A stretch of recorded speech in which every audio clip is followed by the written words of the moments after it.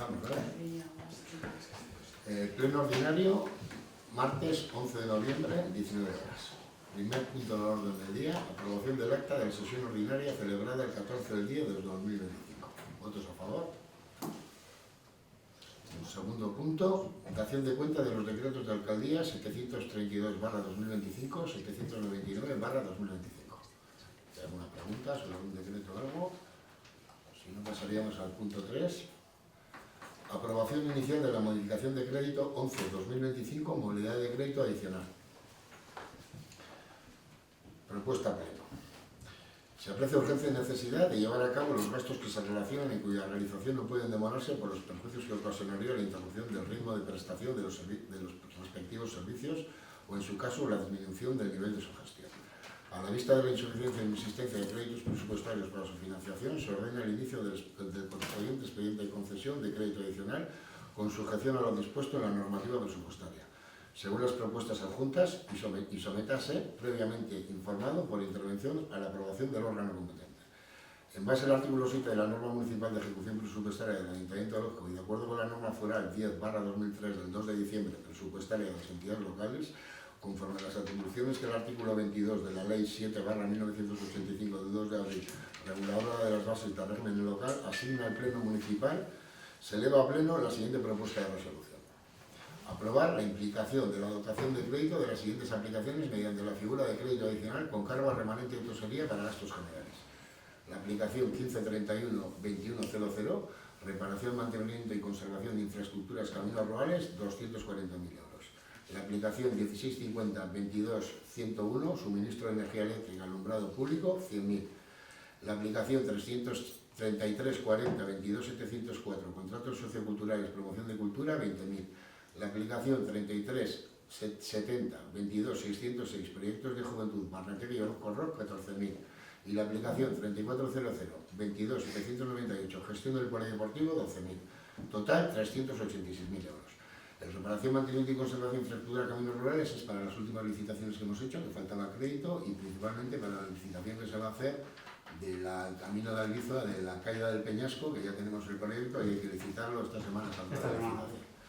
En cuanto al suministro de energía eléctrica al alumbrado público, nosotros teníamos un contrato, cerrado un contrato ese con Imesapi hasta abril, hasta marzo. Entonces, de marzo a esto, los precios que estamos pagando es fuera del contrato, es decir, en base a lo que realmente está la energía a día de hoy.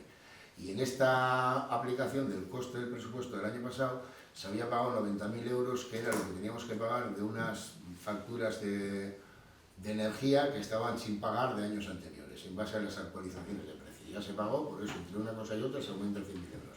Contratos de cultura y de cultura, esto es algo vivo y en base un poco a las necesidades de cursos, etc. que se hagan, pues ha aumentado por los cursos, pues hace falta aumentar el presupuesto. Lo mismo pasa en los proyectos de juventud de Barranquilla y Orozco.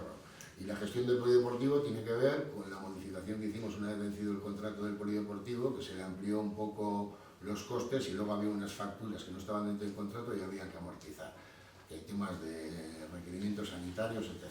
Y son 12.000 euros. Dale, galdera bat. Orduan, ikusita ere azarren amaietan gaudela, zalantzada. Gaurtik urtamaierara, aurreikusten da diru kantitate guzti hau gastatzea.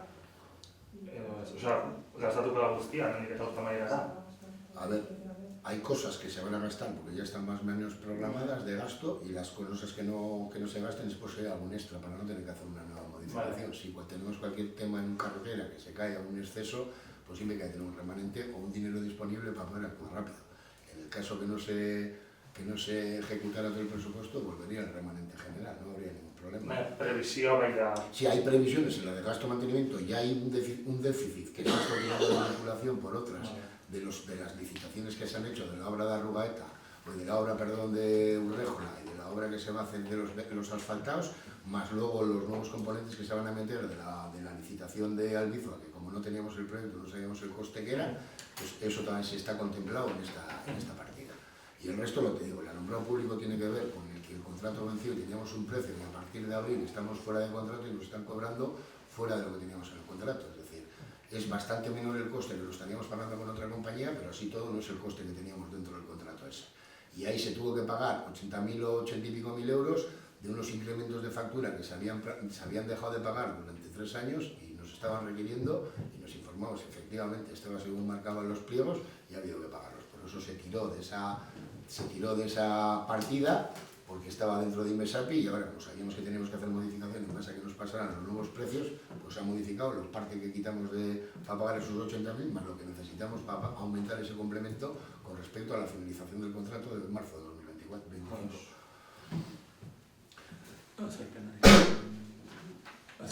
Pues si no hay más preguntas, ¿votos a favor de la aprobación inicial de la modificación de crédito 11-2025, modalidad de crédito adicional?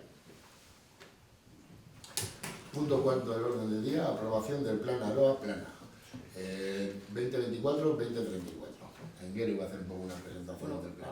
Orain AROA Planari buruzko nondik norakoak emango dizkizuet, azken urteotan Euskara sustatzeko ekintza plana egon da martxan udalarian, eta UEMak izan du ardura plana betearazteko eta jarraipena egiteko. Aurten aurrezketa prozesu bat egin da herriak euskararen erabilera sustatzeko zein erronka dituen aztertzeko, eta horren arabera Eusko Jaurlaritzaren AROA marka berrira egokitutako plangintza berri bat diseinatzeko, ez? Egindako ibilbidearen kontzientzia harturik, hutsuneak eta hobetzeko identifikatu eta horrela begirakoak diseinatu egin ditu. Udalak abiatu du prozesua UEMaren aholkularitzarekin, baita aialdeko Euskalgintza Kontseiluaren eta Kontseiluaren laguntzarekin.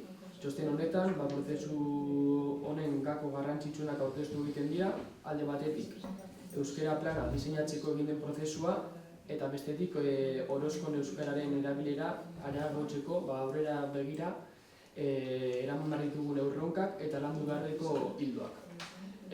Aroa diseinatzeko prozesuan talde eragilea osatu egin zen, udaleko bikidek parte hartu egin zuten, aialdeko Euskalgintza Kontseiluko beste kide bat eta Kontseiluko beste kide bat. Gero ere, UEMako teknikaria eta udaleko euskara teknikariak gidatu egin dute talde eragilea eta bi bilera egin dira. Alde batetik prozesua diseinatu eta behin betiko txostena adostu, eta horrez gain etengabeko koordinazioan aretu gara komunikazio lanak egiteko eta saioetarako parte hartzaileak lotzeko, ez? Prozesuaren diseinuari dagokionez, pausuak eman dira, prozesuaren kronograma, galdetegia zabaldu, saio irekitara zein pertsona gonbidatu eta komunikazioa nola egin adostzea, ez? Gero diagnostiko bat egin dugu, galdetegi bat bidali egin da eta da herritarrei eta datuak jaso dira, eta gero herritarren parte hartze saioak egin genituen.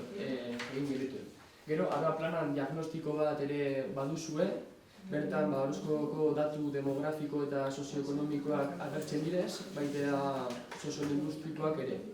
Eta, diagnostikoari erreparatuz, nik irakurri nahi dizkizuet herritarren iritziak Orozkoren euskararen inguruari buruz.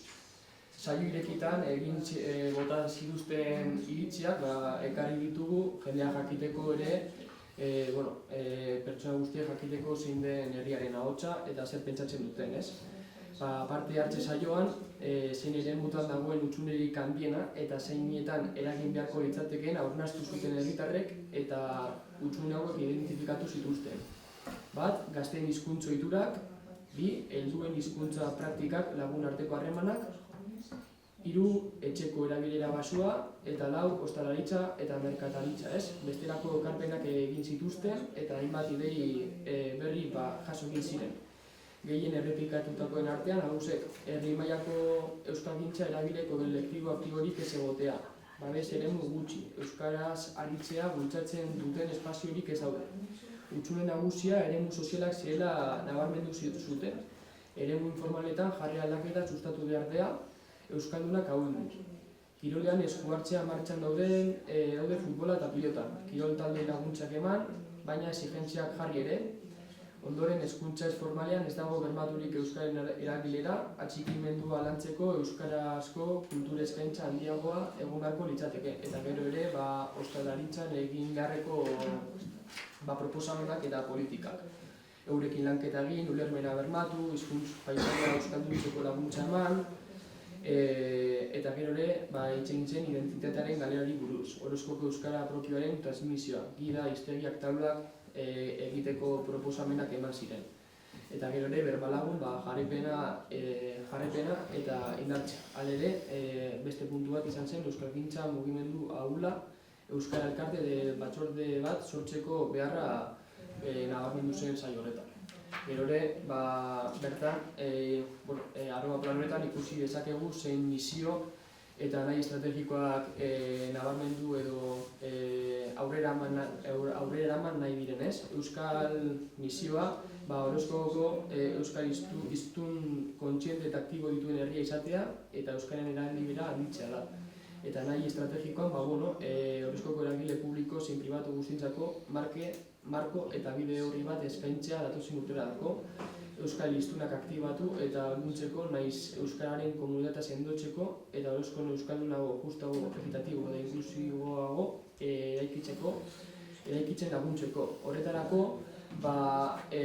guri dagokionez gobernantza arloan hainbat ardatz estrategiko, erronka, lan hildo, ekimen eta ekintzak adostu ditugu eta indikadore moduan jarri, gero hurrengo batxanari begira jakiteko zeintzuk bete ditugun eta zeintzuk ez.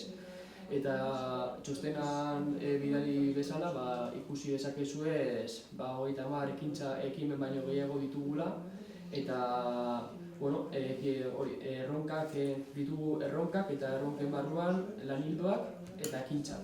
Eta ekintzak hori betetzeko SAMU eta biok eta Euskalgintzarekin batzen gara, UEMarekin biltzen gara, jakiteko zeintzuk bete ditugun eta zeinetan jarri behar den lan handiagoa. Eta hau da guztia. Bueno, si no hay ninguna pregunta ni nada. ¿Votos a favor de la aprobación de la nueva plana 2024-2034 de Orozco? Quinto punto, moción de H. Bildu contra el ERE Maderas Llodio y en favor de los puestos de trabajo. Leéis vosotros. Solo votamos el vuestro, leéis vosotros los que lo votamos, ¿vale? Vale. Maderas de Llodioko erearen kontrako eta lanpostuen aldeko mozioa.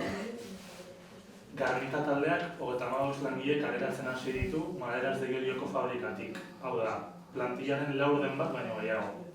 Gainera, eskualdeko lantegitik ekoizpenaren 40% eraman nahi du gutxienez.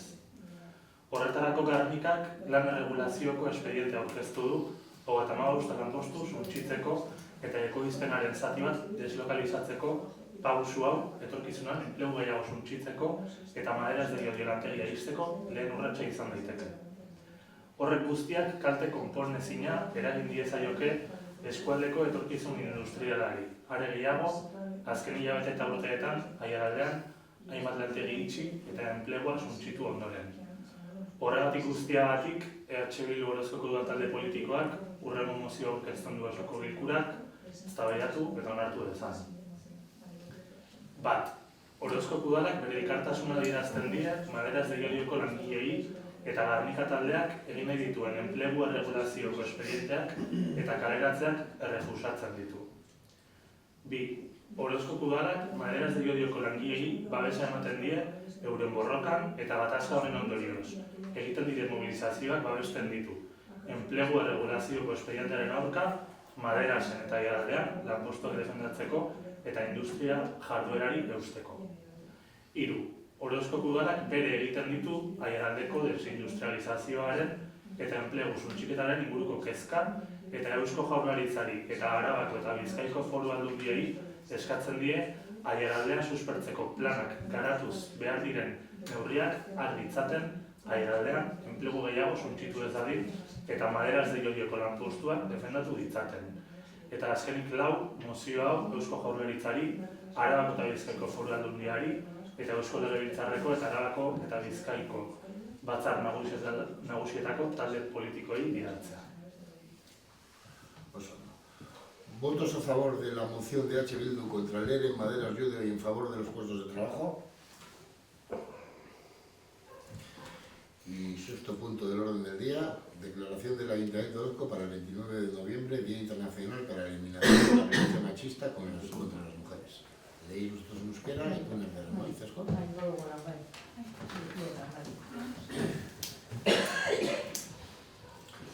Indarkeria matxista ezabatzeko nazioarteko eguna dela eta Orozkoko udaletik gogora ekarri nahi dugu indarkeria matxistak beldurrezko eta lotzazko ingurunea sortzen duela.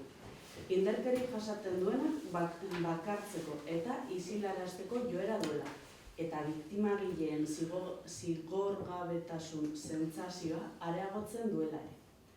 Izan ere, sarerik ez izateagatik eta komunitatean sustraituta ez egoteagatik, egoera horiek areagotu egiten dira isolatuago egon daitezken emakumeen artean. Besteak beste, adineko emakumeak, landa ingurune sakabanatuetan daudenak, desgaitasuna duten emakumeak, emakume atzerretarak eta bestelako baldintza bereizleak dituzte. Komunitateak beste pertsona batzuekin konektatzen gaitu, eta babes loturak garatzea eta narratiba komunak sortzea ahalbideratzen du. Horregatik, komunitateak emakumeen aurkako indarkeria matxista prebenitzen lagun dezake, eta berdintasunean oinarritutako harreman inguruneak sortu, diskriminazioaren eta indarkeriaren adierazpenek tokirik izan gabe. Auzokide, lagun edo kuadrilen arteko harreman estuak goizo hartaraz dezake indarkeri egoera gertatzen ari dela. Komunitate feministak hurbiltasunetik eta sororitatetik indarkeria jasaten ari diren emakumeak gorputzez babes ditzake. Baita enpatia adierazi eta gertuko bide laguntza ere eskaini. Halaber, jasandako indarkeria matxistari aurre egiten eta onera etortzen lagun dezake. Eta gogoeta horietan, bere erritmoak eta erabakiak errespetatu ditzake. Tokiko komunitateak biktimen erreparazioa babes dezake. Horretarako, eragindako kaltea aitortu eta indarkeria matxista salatu dezake. Eta publikoki biktimarekiko eta haren inguruekiko elkartasuna eta gaitzespena adierazi. Udalok erantzunkizun zuzena dugu. Komunitateak sustatzeko non auzotarrak, taldeak eta kuadrilak indarkeria matxistaren aurrean erne egongo diren eta indarkeria matxista pairatzen dutenak hartu, integratu eta babestuko duen bizitza komunitarioa bultzatzeko. Era berean, emakumeen aurkako indarkeria matxistaren biktimentzako komunitate erreparatzaileak sustatzeko erantzunkizuna dugu. Horregatik, Orozkoko udalak honako jarduera hauek bultzatzen eta garatzen jarraitzeko konpromisoa hartzen du. Hezkuntza, osasun, kultura eta aisialdi inguruneetan laguntza sare sustatzea. Zerbitzu publikoak taldeekin, elkartekin eta berdintasunaren eta indarkeria matxistaren aurkako borrokaren esparruan elkarri laguntzeko ekimenekin konektatzeko. Sentsibilizazio eta kontzientziazio kanpainak garatzea. Emakumeen aurkako indarkeria matxistak ustaltzen eta legitimatzen duten diskurtsoak eta jarrerak desaktibatzeko, bereziki konplizitate matxisten inguruetan. Indarkeria matxistako kasuen aurrean herritarren mobilizazioa sustatzea, indarkeria gaitzesteko eta biktimekiko elkartasuna adierazteko. Kanpaina eta kuadrilekin aliantzak garatzea, sexuen arteko harreman osasungarri eta bidezko kodeak sortzeko, dibertsitate osoan kode matxistak eta misoginoak hausteko. Tokiko emakumeen mugimenduei eta mugimendu feministari laguntzea, eta haiekin koordinatzea, indarkeria matxistaren biktima diren emakumeak haien borrokan babesa emateko jarduera garatzeko. Era berean, emakumeen kontrako indarkeria desagerrarazteko nazioarteko eguna dela eta Orozkoko udaletik antolatuko diren ekitaldietan parte hartzen animatu nahi ditugu herritarrak. Emakumeen aurkako indarkeria matxista mota guztien aurrean gaitzespen moduan aktiboan gaitzespena modu aktiboan adierazteko. Horien negazionismoa eta ezerestea barri. Baita Orozkoko herritar guztiei deialdia luzatzen diegu. Puntu lila, auzo, kale, atari, erakusleio edo leio bakoitzan jar dezaken. Indarkeria gaitzesten dugula adierazteko. Eta komunitate osoaren elkartasuna eta konpromesua erakusteko ere. Gure udalerrien indarkeriaren aurre egiten dioten emakumei laguntzeko. Horretarako, puntu lilaren ale batzuk eskuragarri egongo diren udalean edonor hartzeko, azaroaren 10-tik aurrera. Declaración del 25 de noviembre con motivo del Día Internacional para la Eliminación de la Violencia contra las Mujeres. Con motivo del Día Internacional para la Eliminación de la Violencia Machista, desde el Ayuntamiento de Orozco queremos recordar que la violencia machista genera un entorno de miedo y vergüenza que tiende a aislar y silenciar a quienes la sufren y que acentúa la sensación de impunidad de los victimarios. Estas situaciones se agudizan para aquellas mujeres que pueden estar más aisladas por falta de redes y arraigo en la comunidad, mujeres mayores, de entornos rurales dispersos, mujeres con discapacidad, mujeres extranjeras y con otras condiciones diferenciadoras. La comunidad nos conecta con otras personas y permite desarrollar vínculos protectores y generar narrativas comunes. Por eso, la comunidad puede contribuir a la prevención de la violencia machista contra las mujeres creando entornos de relación basados en la igualdad, donde no tengan cabida ninguna expresión de discriminación y violencia. La estrecha relación con el vecindario, amistades o cuadrilla pueden alertar de forma temprana cuando se está dando una situación de violencia. La comunidad feminista, desde la proximidad y la sororidad, puede acuerpar a las mujeres que están enfrentando violencia, expresar empatía y acompañar desde la cercanía, apoyándole en su resistencia y recuperación de la violencia machista, respetando sus ritmos y decisiones. La comunidad local puede apoyar la reparación de las víctimas desde el reconocimiento del daño causado y la denuncia de la violencia machista, manifestando públicamente su rechazo, solidariamente con la víctima y su entorno. Los ayuntamientos tenemos una directa responsabilidad para fomentar comunidades donde sus vecinos y vecinas, grupos y cuadrillas estén alerta ante la violencia machista. Tenemos que promover una vida comunitaria que acoja, integre y proteja a quienes sufren situaciones de violencia. Y también tenemos la responsabilidad de impulsar comunidades reparadoras para las víctimas de la violencia machista contra las mujeres. Por eso, el Ayuntamiento de Orozco se compromete a seguir impulsando y desarrollando las siguientes actuaciones. Promover las redes de apoyo en entornos educativos, sanitarios, culturales y de ocio, conectando los servicios públicos con los grupos, asociaciones y las iniciativas de apoyo mutuo en el ámbito de la igualdad y lucha contra la violencia machista. Desarrollar campañas de sensibilización y concienciación para desactivar los discursos y actitudes que banalizan o legitiman el ejercicio de la violencia machista contra las mujeres, especialmente en entornos de complicidades machistas. Promover la movilización ciudadana ante los casos de violencia machista para mostrar la repulsa ante la violencia y la solidaridad con las víctimas. Desarrollar campañas y alianzas con las cuadrillas para construir códigos de relaciones saludables y equitativas entre los sexos en toda su diversidad, quebrando los códigos machistas y misóginos. Apoyar y coordinar con el movimiento feminista y de mujeres local para desarrollar actuaciones para agrupar a las mujeres víctimas de la violencia machista en su lucha. Asimismo, desde el Ayuntamiento de Orozco se anima a la ciudadanía a participar de los actos que con motivo del Día Internacional para la Eliminación de la Violencia contra las Mujeres se organizan para mostrar activamente nuestro rechazo y repulsa ante todas las formas de violencia machista contra las mujeres, incluidos el negacionismo y banalización de estas. Además, se hace un llamamiento a todas las vecinas y vecinos de Orozco para colocar el punto lila por las calles, portales, escaparates, balcones y ventanas como muestra de nuestro rechazo hacia la violencia y también la solidaridad y compromiso de toda la comunidad para apoyar a las mujeres que enfrentan violencia en nuestro municipio. Para ello, el Ayuntamiento pondrá a disposición de toda la ciudadanía algunos ejemplares del punto lila en el Ayuntamiento para poder coger a partir del 14 de noviembre. ¿Votos a favor de la relación del Ayuntamiento? Es me parece ir a presentar. Ya está. Yo voto todo. Luego, si preguntas, ¿alguien tiene una pregunta? ¿Un ruego? Seguramente hagamos un pleno extraordinario a finales de noviembre. Mañana la idea es pasarnos mañana el boceto que hemos planteado. Mañana nos pasaremos. La idea es hacer la semana que viene una reunión o dos. Intentar hacer 1 o 2 semanales hasta que intentemos llegar a un acuerdo. Tenemos que hacerlo antes de la primera semana de diciembre porque hay otros puntos que tenemos que pasar por pleno, como son el tema de la declaración de camino público del expediente de investigación del Camino de Zaloa y el convenio de Fribasa que ya nos va... O sea, se han hecho los últimos ajustes con una bomba que había que hacer, que explicaremos, y ya se va a hacer el convenio que habíamos hablado en Eurocatano.